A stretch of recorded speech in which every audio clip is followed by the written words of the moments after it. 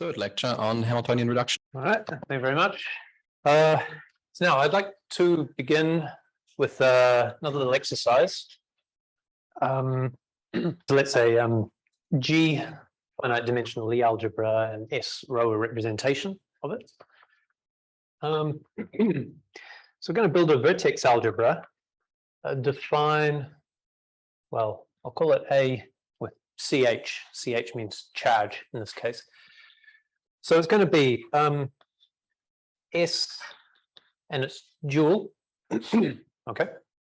Now, as usual, we do this kind of affinization. And for reasons that are more or less purely conventional, I'll shift everything by power of t of 1/2. So plus ck. So now this is going to be not quite a Lie algebra, but at least super algebra. So I'm going to declare these to be odd. Okay, is even. So there's a Lie super algebra.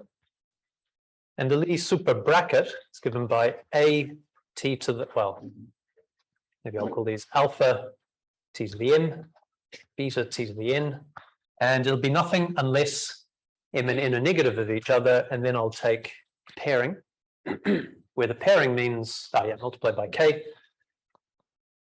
K is central, standard pairing. So standard pairing means if I take a functional here and an element of S here, then it's just evaluating the functional on the element, right? That gives a number. And the other way around also. So I should choose this to be symmetric. So you could choose it to be symmetric or anti-symmetric. I'm going to choose it to be symmetric so that this becomes a Lie super bracket, right? So really it should be super skew symmetric, which is symmetric. All right. So we can do that. So it's pretty similar to the construction that I described in the first lecture, right? But now it's super. I have a question. Yeah. When you write S plus S star, do you mean direct sum then? Yes. Okay. Yeah. Don't know why I omitted that, but yeah. Okay. And then we'll do the usual sort of thing. Form a induced module. So I'll call it hat. Charge plus vacuum acting by 1. And we have fields associated to elements of S and also to elements of S star, which are defined in the usual way. When we tried the VK before, we had this kind of, we have something that's VK, right? But we don't have that here. In here? Yeah. Yeah, right. So what do I mean by a hat plus? I mean, well, I'm going to say I mean k plus everything with positive powers of t. Or I could mean a plus means positive powers of t plus ck. Yeah. Either way, k is acting by 1, and all of these positive powers of t are going to annihilate, and then we induce. The lambda bracket, in this case, has no lambda term. It's just a constant. Okay. Jethro? Yeah. So this construction so far does not use the fact that S is a representation of a Lie algebra, right? So far, it's just a vector space. Yeah. Okay. That's quite correct. So far, this is something you can do in any vector space.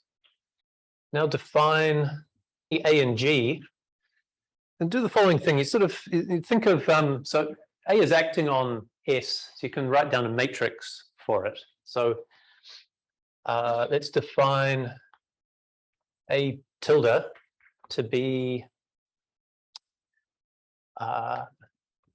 So I'll take a basis, S, and by I dual, the dual basis. And then what I'm going to do, take, okay.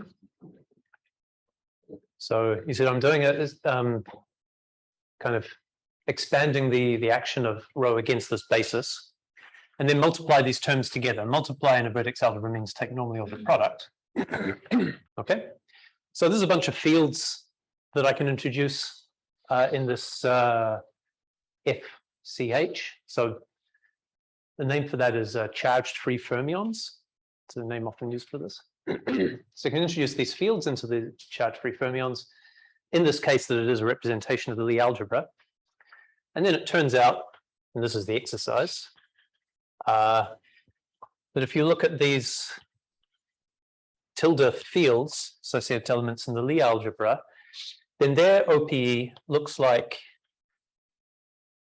well, the field associated to the bracket of A and B, plus a correction term that appears now. You kind of, so the moral here is like, you start with the finite dimensional representation of a finite dimensional Lie algebra, then you build this charge-free fermion vertex algebra on that space, and you kind of do a very natural thing. You then look at the fields that are obtained by representing inside that space, and you look at how they interact, and you get a representation of the affinization of G, and it's picked up a non-trivial central extension term, and the central extension is related to the trace form on the original Lie algebra, original representation, right? Okay, moral, I don't know, but it's something you can do. So I don't know if so what I'm going to describe, I don't know if this really is a good motivation or not, but I'm going to try and motivate a bit this BRST construction that I'm going to talk about in a while. And it's, well, yeah, anyway. So let's consider this affine, universal affine vertex algebra that we saw this morning for SL2, for example. We saw a picture of it all. Okay, and we had this picture like this. This grading comes from the Virasoro vector. So what's the formal character of this? So formal character, generating function for dimensions of graded pieces, right? Chi v, some formal variable q, like that. So 1 plus 3q plus so on, right? And this is one of the exercises on the sheet that suppose that we're just h's, right? So -1 can occur as many times as it likes, and every time it occurs, it contributes a q to the sum, right? H-2 can occur as many times as it likes, and when it does, it contributes q squared to the sum. So we're getting this behavior like 1 plus, well, the contribution of H-1 is 1 over 1 minus q, right? So it gives 1 plus q squared plus q cubed, etc. And you need to multiply that by 1 over 1 minus q squared to account for the H-2 terms. So it's this usual kind of partition counting generating function deal, right? So infinity. And in this case, we have h, but we also have f and e. So the whole thing appears 3 times. So it's cubed. Very good. Let's let f charge of, let's say one dimensional vector space, just to simplify. So chi of q looks like, well, so I have to introduce a Virasoro vector in order to start talking about grading, right? Or I have to choose a grading. Let's get an exercise. So this C, let me choose a basis for that. So I'll call it C phi. Right? So there's a fairly standard Virasoro vector in this vertex algebra. Take normally ordered product of the dual of phi and the derivative of phi. Is there 1/2? No. Okay. And more generally, if you had the higher dimensional vector space, you'd take a basis and a dual basis and form the sum over the basis and the dual basis here. And that the conformal weight of phi star is 1 and the conformal weight of phi is 0. So if I wanted to draw a picture of this vacuum, then here I'd have phi minus 1 has the same conformal weight as the vacuum of 0, whereas phi star minus 1 down here has conformal weight 1, and then you can start multiplying these things together. What about here though? So phi minus 1 squared is going to be 0 because we're in a super algebra, so there's nothing here. But down here we'll get phi minus 1, phi minus 2 applied to the vacuum in this vector. So what is the index of the first phi? This one here is with the round brackets is minus 1. Yeah. In the conformal weight grading, well, it must be phi 0, right? Because by definition, phi 0 is that thing which preserves the degree. We defined it. And then the same thing happens again. You can't apply phi minus 2 two times without getting 0. So the next time you go down, it's going to get steeper.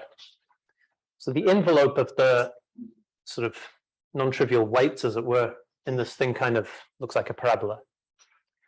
Yeah, here is if you took the character of fq, you'd get, now again, because it's super, we kind of should take the super dimension. And the super dimension means for any odd vector, you count it in the dimension with a minus sign, right? So if you do this, so you get infinitely many contributions from phi star minus 1, minus 2, minus 3, etc.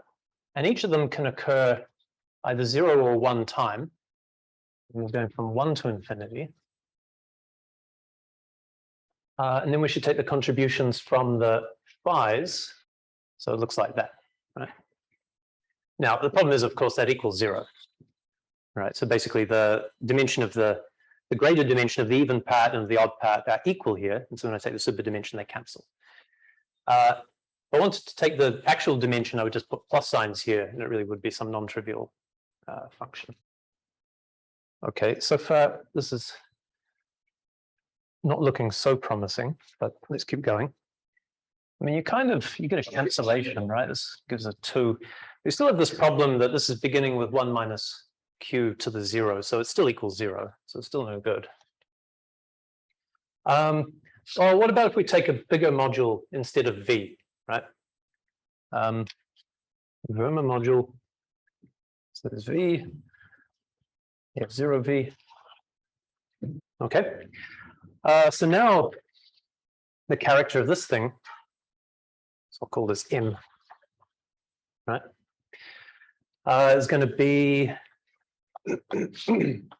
oh yeah, sorry. So the only thing that's changing is that now f, the product corresponding to f is allowed to start at 0, right? So one of these turns in minus 1. Then, oh, this is very nice. We get a cancellation here, cancellation here. Okay, so we get something with interesting super dimension.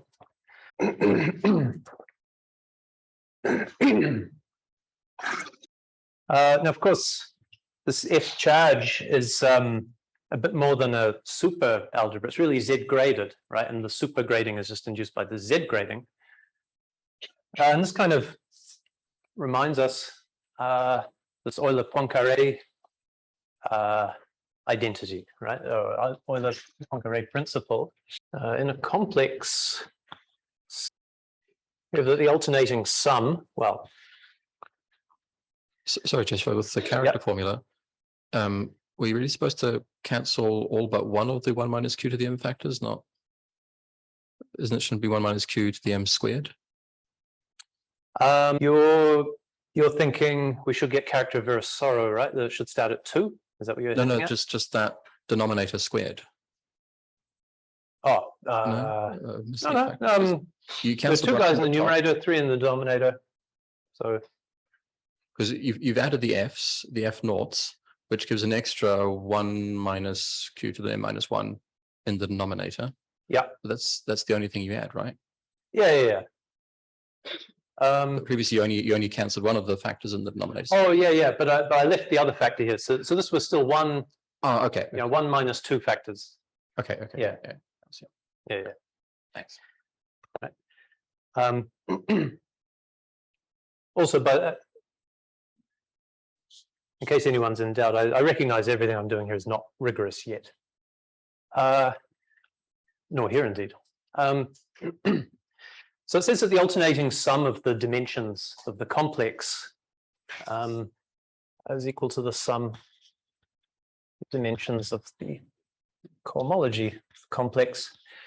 And in keeping with the fact that when I write character of f, I mean implicitly superdimension, I'm going to mean the same thing here. So implicitly, for me, the odd terms in a complex are odd vector spaces. And so when I write dimension, I mean minus the positive dimension. And again, this is actually true if you put some hypotheses on the complex. So there's finite dimensional graded pieces, for example, bounded. That's kind of the idea. So what I'm hinting at is that maybe what's actually happening here is that when you tensor with f, you can turn it into a complex somehow. And then you have the graded dimension of the complex itself, which would be equal under suitable hypotheses to the graded dimension of the homology. And so maybe there's some homology coming out of this which has character that looks like this. What would be even better is that if we knew that the homology or cohomology of this complex vanished outside degree 0, it'd be even better, because then we'd know that when we take cohomology, we get something concentrated in degree 0, and we'd know its character. So we'd know it was this non-trivial thing with this character.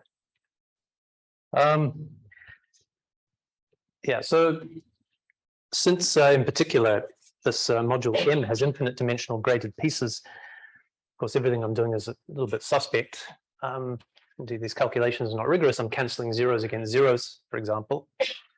So what you should do in a situation like this is introduce an additional grading, right? Bigrading, so that everything is finite dimensional graded pieces. And you can do this in this case, right? So we have H0. H is the element in the Cartan subalgebra. And then we have the 0 mode of that. And this gives this horizontal grading. So downwards here was L0, and then going this way is H0. And the bigraded character makes sense. Q, let's call it Y. So now we get 1 minus Y inverse Q to the n minus 1. And if we took, well, we have this one-dimensional vector space C phi. So if that were a representation of our Lie algebra, then we could also introduce these fields that I described in the exercise, and we'd have H0 acting on the other tensor factor as well, by tilde, as it were, in F. And then what happens is character here becomes, and that was really a lot more reasonable. You can actually cancel these out and get the factor that you want. Then the problem becomes, well, you can conclude that chi of your H0 of this complex, but in order to do this Euler-Poincaré trick, you need that your differential commutes with the things that you're using to do the grading. Yep. So we are not sure I understand the point. The sentence in Y is artificial, so you just add terms which you unset and Yeah. why do you do that? I don't know.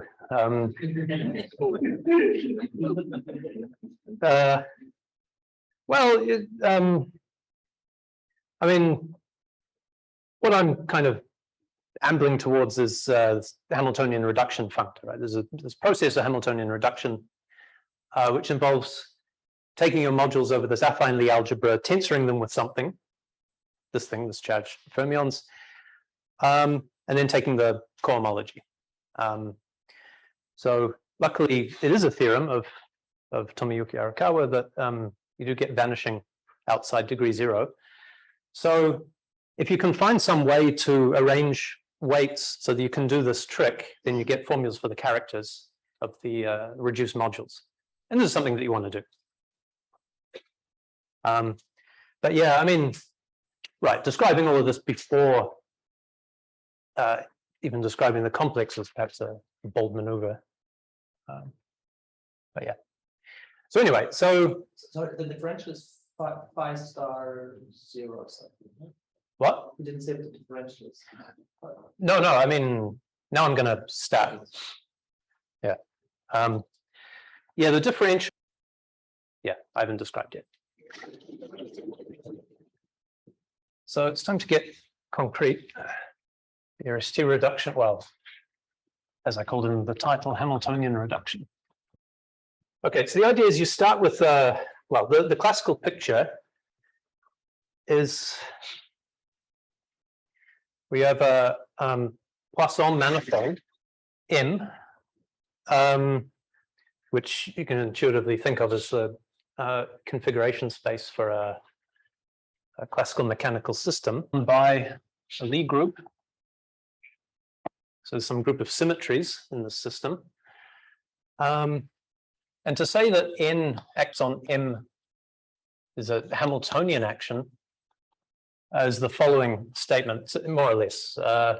So, well, firstly, O, which is the algebra of functions on M. I'm going to kind of mix categories a bit here, but you know, smooth functions on M is a Poisson algebra, meaning that it's got product and Poisson bracket, which is a Lie bracket compatible with the product.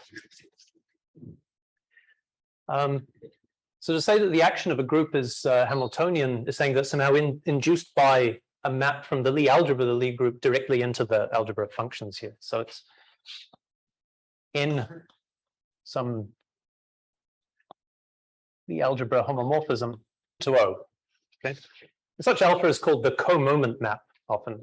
So the kind of dualizing this is so-called moment map, and denoted mu, which is a map from M to the dual of the Lie algebra, which does what? If I take a point P, then well, what I could do is grab an element of N, apply alpha to it, and get a function here, and evaluate the function on P. That gives a number. So it's taking an element in the Lie algebra and producing a number. So it's an element of the dual, right? So act of evaluating alpha of X in N on P. Okay. And this idea of Hamiltonian reduction or Marsden-Weinstein reduction is that you grab a point, well, let's take 0. Suppose 0 is a regular point of this moment map. You take mu inverse of 0, which is now a subset of the manifold, and then this will carry an action of the group, so you quotient by the group. Okay, and the idea is that this should be some reduced mechanical system. So algebraically, what we're supposed to be doing, ring of functions on this guy is ring of functions on M divided by the ideal. So you take the image of N and then take the ideal generated by that. Yeah. Sorry, how are you taking capital N to be like a submanifold of M that you can quotient? Is it like the image of P? Is the quotient by the group action? Just the orbits is basically. Yeah, the orbit space. Yeah. And what is the relation between this Lie algebra homomorphism and the action of N? Is it that N acts alpha and then Poisson bracket? Yeah, bracketing with so now you take an element. So you want to say how a tangent vector in the Lie group should act. So you send it to a function, and you take it to the act of bracketing with that function. And that's a vector field. Sorry, is it alpha an actual piece of data? Yeah, I mean, a group action being Hamiltonian means a number of things. 90% of which I would say is coming from such a map. But so I'm not a geometer, so I think there are some extra details there, but you know, algebraically, it's that. Is there a preferred Hamiltonian for this person manifold? Nope. Well, it depends on the manifold. Yeah, I mean, no, it's in no. No, it's just Oh no, I see what you mean. No. For this story, no. No, we're not singling out any function to be the Hamiltonian. Yeah, it's just a Poisson manifold. Oh. Yeah. Yeah. Okay, so this is the first step, is to divide the ring of functions by this ideal. This ideal is a commutative algebra. So what do I want to say now? All right, so one thing we could do, resolve this by the causal complex on n. So I want to draw this big, so I'll come over here. What are these maps? So if I've got a function here and an element in the Lie algebra, then I'll send that to f times alpha x, right? So this is a causal resolution. So something you do in commutative algebra. It has nothing to do in principle with Lie algebras. All right. So what I'm going to do is just map x into O and multiply. And then the next thing is I've got f times x wedge y. That should go to f alpha of x tensor y minus f alpha of y tensor x. And then if you apply d to that again, you get 0, as you should. Yeah, so notice that the causal complex on structure yet. Okay, but what we do use the Lie and Poisson structures to do is to see that this entire complex is now a complex of n modules. Okay, so if we think of this complex as representing representing the ring of functions on this submanifold, then the quotient we should think of as corresponding to Lie algebra homology of this complex. And the complex is a module over the Lie algebra, so we can do. So invariance, sorry, I keep switching boards. I'll stop soon. Invariance by n. This corresponds to taking the Lie algebra invariance, okay? Co-invariance, right? No, invariance. So it's co-homology. Anyway, then you do the Chevalier-Eilenberg complex to compute that. This involves going upwards. So now we've got O tensor n star. And what's this map? It sends, so this is the map induced. It's kind of the dual of the action of the Lie algebra on the vector space. So it's sending a function to a sum, the function times alpha. Is this possible to see, this color? Not really, right? Yeah, okay. F goes to the sum of f times alpha xi. And on the other side, you put the phi i's. So there's like if xi phi I dual bases in n, right? And it continues in this way. All right. So you get this huge thing, which is a bicomplex, with the total differential. So I should give names to these differentials. So these, call them d, delta. So what I'm describing is the story that's told in this classic paper of Costant and Sternberg, where they're kind of taking this idea from physics. It's called BRST reduction. So far what it is just a very complicated way to rewrite the idea of taking an inverse image under the moment map and then dividing by group action. You can produce this infinite in both directions complex whose homology is supposed to be that. And under favorable circumstances, you can even prove that the homology is concentrated in degree 0 and recovers the ring of functions. So now Kosten and Sternberg observed, like again, I assume the observation was theirs, but I have a candidate.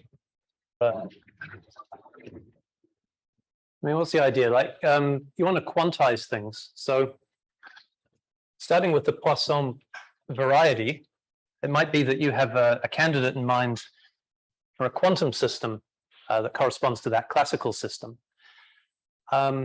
And suppose that it has some Lie group symmetry, N, then what you want to do is find a kind of mechanical way to arrive at the quantization of the Hamiltonian reduction. And that's what this machinery gives. Candidate for a... Yes, you know the story of quantization. So if you have a filtered associative algebra, then when you take the associated graded, it often acquires natural structure of a Poisson algebra. So you think of this sort of classical limit. So here we have a Poisson manifold, the ring functions of the Poisson algebra, which carries an action of the group.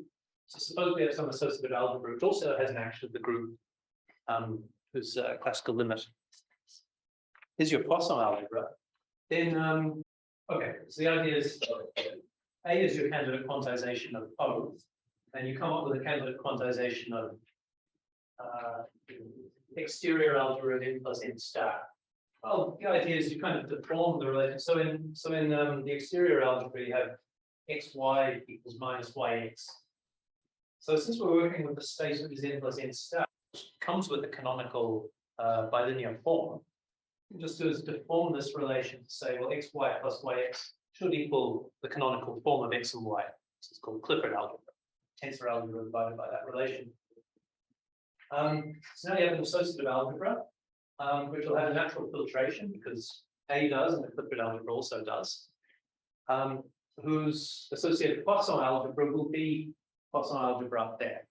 Okay. Now, in was also a Lie algebra. Make the following observation that this sum is also a Lie algebra. So what it's going to be is if I take two elements of n, then the Lie bracket is going to be the bracket in n.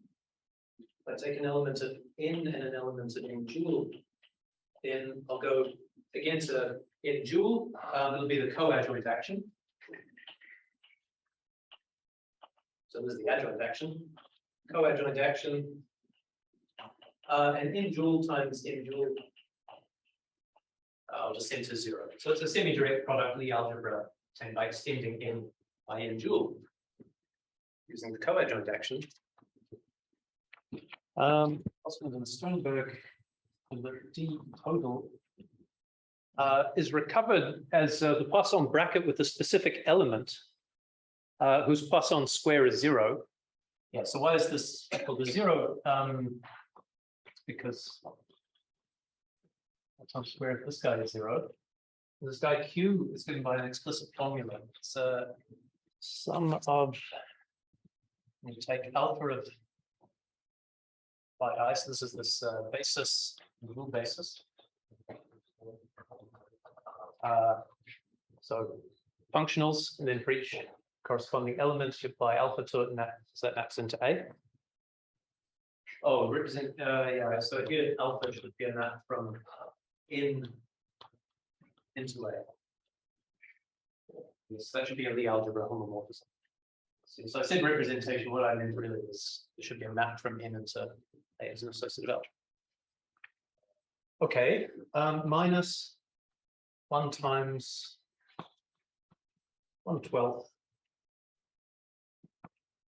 sum of I and j. Oh yeah, sorry, let me correct myself here. So I wrote dimension of n, I meant dimension of A. By convention in this case, I'll say that alpha annihilates all of the elements of the joule, so it's only non-trivial on n. And here you could exchange, you could write it as a sum over n. What you'd find is that basically by cyclic permutation, every term here is going to appear 6 times, so you'll get a cancellation and there's a half. So sometimes you see this formula with 1/2, sometimes with 1/12. It depends on this convention, whether you're working with the whole Lie algebra or just 1/2 of the Lie algebra. Anyway, they notice this. So then they say, well, at the quantum level, you just do the same thing. So you've got this associative algebra, you take the same element, and now you take Lie bracket with that element and define that to be your differential. Find D, I'll call it standard commutator with this in a tensor Clifford algebra. So that's the candidate for quantization. All right, any questions? So that's quite a generous story. So the relevant case for us is the following. So I'll title this section "Slippery Slices."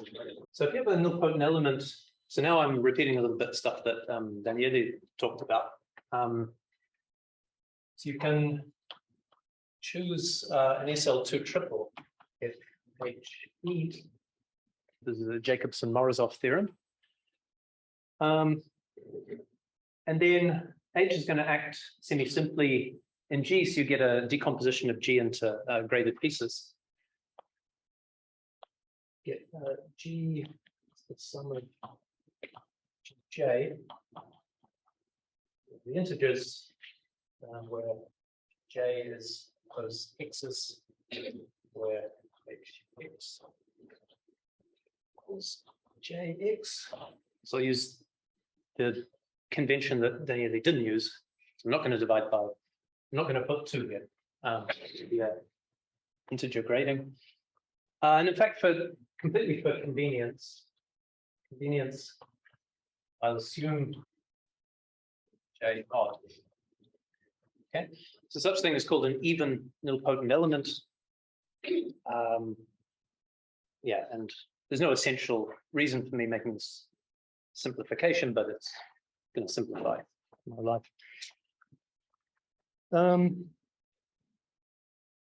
Yeah, so kind of the picture to have in mind, I guess, is we'll consider some subalgebras. The positive half with respect to this grading, and the centralizer of this element E. So it's not hard to prove. The bracket of n with this original nilpotent element F plus GE, that's equal to G greater than or equal to 0. So let me explain why. So ASL2 theory, using algebra G splits up into the representations, dimensional representations of ASL2, and all of them are all dimensional by my assumption on the grading. So we've got this kind of G0, and N is all of this stuff. And GE is just stuff that when you take the bracket with E, so when you take a bracket with E, it's going to try and set you up in this diagonal direction, right? So anything that gets killed by trying to do that is with these guys. So what happens if you take N and you apply F to it, take the bracket with F. Right? N with F. N with F is going to slide this whole thing down one step, right? There. So yeah, it seems to work, right? Greater than 0. So it kind of looks like magic. If you think about it for a bit, it's pretty obvious why this is happening. And then the next step was to observe that well, so when I write perpendicular here, I mean with respect to, let's say, the killing form. Okay, so I assume a simple Lie algebra. So with respect to the killing form, the kind of the pairing is sort of symmetric, right? So this vector will have to pair non-trivially with this vector. And in particular, the stuff that's that can pair non-trivially, the stuff that's orthogonal to everything in N is precisely G greater than or equal to 0. Okay, so it's not a terribly interesting fact on its own. The next thing is there's a theorem created by Ginsburg. It's the following theorem. Oh, actually, this is not a big theorem, but we take the Lie group corresponding to N. This acts on F plus GE, reduce F plus N per. Okay. So you should think here, there's like you're starting with F, and then you're acting on it by infinitesimally by N. And then you're adding on G here. Well, GE, if you act on it by N, you're going to stay in GE, so it doesn't do anything. So if you operate that to little groups, then you have this group acting on this guy, and it says you get on the other side F plus N per. Okay. So this is suggesting a kind of Hamiltonian reduction sort of point of view. If we take alpha mapping N into G. So remember, a co-moment map is a map from a Lie algebra to a Poisson algebra. Okay, we can embed it into G. And then we get that into S of G, which is the ring of functions on the dual. Right? So D star is a Poisson variety. And we have this co-moment map. And Gannon Ginsberg showing that the quantum reduction of this is F plus GE. And that's called solid slice. Well, it's a bit awkward, right? So I have to, so let me, since I'm identifying things using the killing form, let me define the element G star, which is taking the killing form with F. Right? We have the corresponding moment map, the pre-image of chi divided by n. It's isomorphic to F plus GE. Okay. And if you continued in this line with this quantization picture, you'd get exactly the finite W-algebras that Daniel was talking about. Okay. So he defined them in a slightly different way, but it ends up being equivalent. We'll take this in the vertex algebra direction. So let VK. So no, so different. It's different than the other lectures. I've got 0 questions this time. Okay, so let's take VKG and let's take charge-free fermions on this Lie subalgebra N. So you only need it as a vector space in order to make this construction, which is Z graded. Degree of these phi things is -1. Lambda J rule is delta ij. What else? And then there I'll define this element Q, which is the sum of. So now we're doing everything with fields. So all these letters represent fields now. What's alpha? Alpha is this embedding, natural inclusion of n into G. So alpha phi just means phi, but in G, this is the corresponding dual field minus sum over I, sum over I and J, phi I, phi J star, and the bracket of phi I. Now the product in a vertex algebra has to mean the normally ordered product. So some element in the vertex algebra. I'm joking when we do this as an exercise. By the way, exercise. The vertex algebra and some element. Then consider the action of the 0 mode. So this is 0 with brackets, not without brackets. It's a nice little 10-second exercise to show that the kernel of the 0 mode is a subalgebra. Okay. And the image of 0 inside the kernel. Ooh, yeah, well, there's an ideal. So if we have that, so we have so we can take cohomology with respect to 0 modes of guys which satisfy this. Rather, yeah, something like that. Anyway, since Q commutes with itself in this lambda sense, we can take it 0 mode and we get a differential in our complex, but D standard. So this is like the vertex algebra analog of the BRST complex. Okay. Now there's a slight detail that I haven't mentioned yet. So when I described Hamiltonian reduction, first off I talked about taking the inverse image of 0 under the moment map, right, and then quotienting by the action of n. In this case, the magic really happens when you take the inverse image of chi, this element dual to f.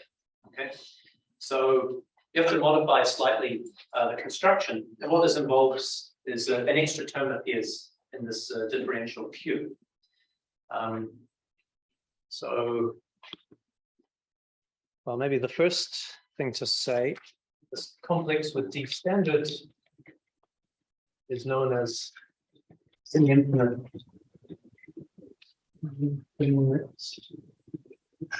homology. So this guy is denoted H infinity over 2. So it's quite.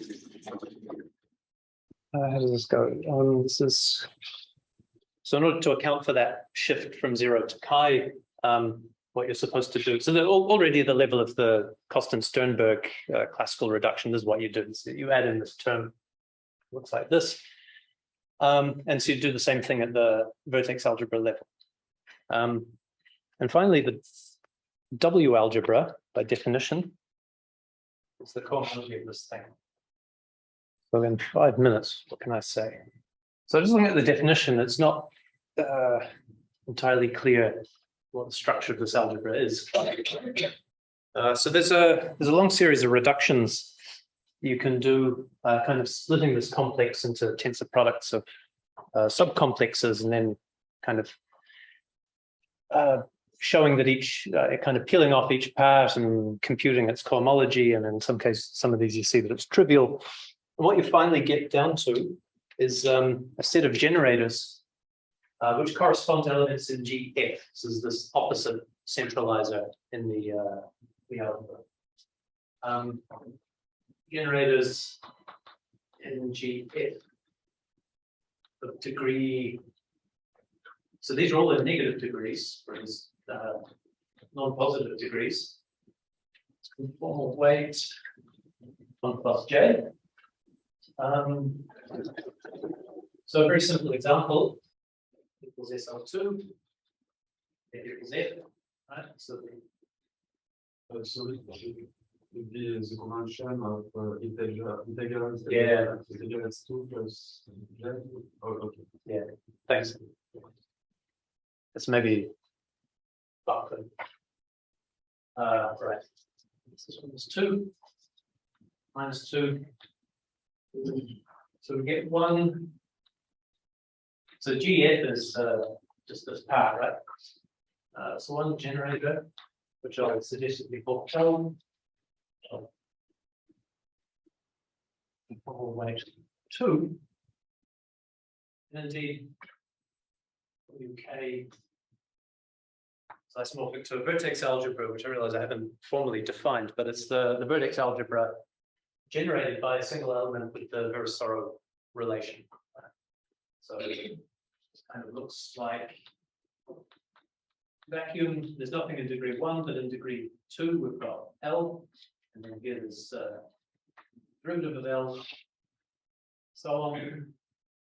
And C here is going to be some particular function of the level K, which I don't remember exactly the formula in this case. Okay, well, this amount of time, so yeah, that's safe for today.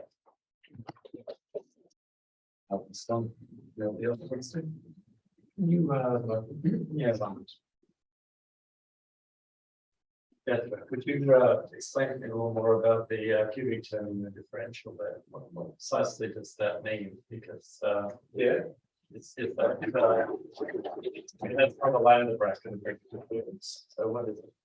Is it complicated? Oh, this here? Yeah.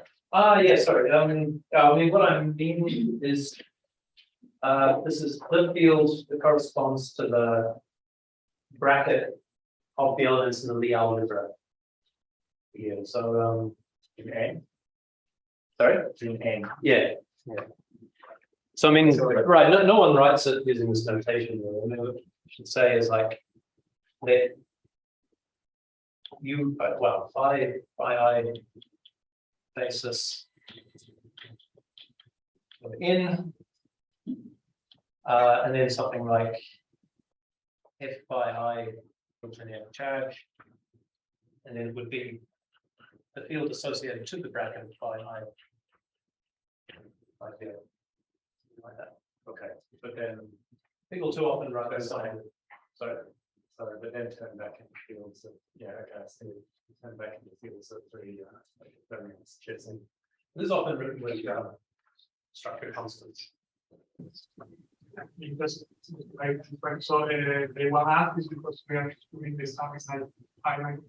You said that between 1 half or 1 and 12. Yeah. Finite continuous. Yeah, so this is from 1 to the dimension. And then the case when there was a 1/12, it was like because in that setup, there's a more general setup where you take a Lie algebra A with an invariant bilinear form, and then you do the construction of Q with that 1/12, where you sum over all elements in the Lie algebra, all elements of a basis of the algebra. In this particular case, that gives you a lot of repetitions, indeed like a six-fold thing, because you can compute these terms. So what you could do is just take the sum over 1/2 over n, and correct by a factor of 6. So you get 1/2. Those are, yeah. So in that special case, you could just write it that way with 1/2. And so in this will also be like a 1x. Yeah. Regarding these generators at the end that you mentioned. So I remember somehow, I mean, E is 1 up to co-boundary or so, right? And F, people usually write F and some correction terms with phi and just check by hand that it's a cycle.